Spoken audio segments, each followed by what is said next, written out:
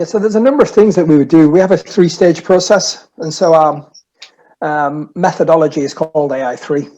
And so we take people on that transformation journey. And so it's AI ready, AI operational, and then AI active.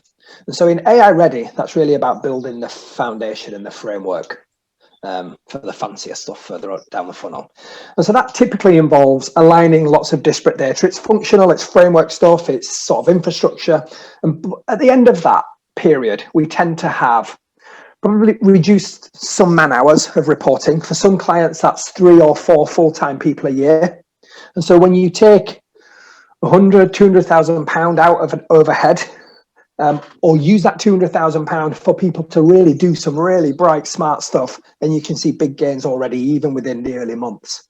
And so by automating lots of stuff like reporting and some processes, we tend to make a fairly sizable difference in AI ready.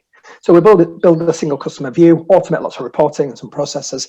And so that tends to give a foundation. Once we have that, the bit we do then in the middle really depends upon the business and the challenge that they currently face. So we might build propensity models for somebody to do X, and that X could be anything. That might be the next best action, who's likely to buy what next. It might be about show me the people who haven't done what we want them to do within a month. We need to intercept that. So really these models help us to just pass off between machines and humans at the right time. And that's really built then around that business. So everything we do is in a bespoke, unique environment for the client in the cloud that's fully transferable. They own it. And that's really important as well. It's not essentially entirely off the shelf sort of stuff. We're building things that work around their business. So they don't have to work to somebody else's business model. We work to theirs effectively. And so in that second phase, in AI operational, being able to solve, as a business owner, as an FD, as a CEO, you want to solve the challenges around prediction, don't you? If I dial up my marketing spend by X, if I increase my call center operators by Y, if I reduce capacity by Z, what's going to happen to the business? So being able to predict with greater accuracy is possibly one of the biggest challenges we have to face. And then so really it's about surfacing that information to the right teams at the right moments. Really it's about that, to use a Google adage, it's the moments that matter. And so really in AI operational, it's about humans and machines coming together more effectively. The final bit, AI active, that's really a choice thing for the brand. That really is the transition between no humans and all machines. And that's really a point of trust.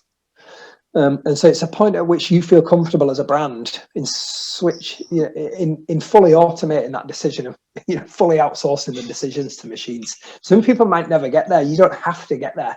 There might just be elements of it, and you can always just surface the thing that the machine would have done and then have human editorial control effectively at the very end. And so that's really comforting for many business leaders and many brands to know that the machines are doing really smart stuff here, and they're improving what people can do with their time on a day-to-day basis, but then they still have ultimate control, because I think control is possibly the biggest thing that people need to be comfortable with in this. No, absolutely, I can see that.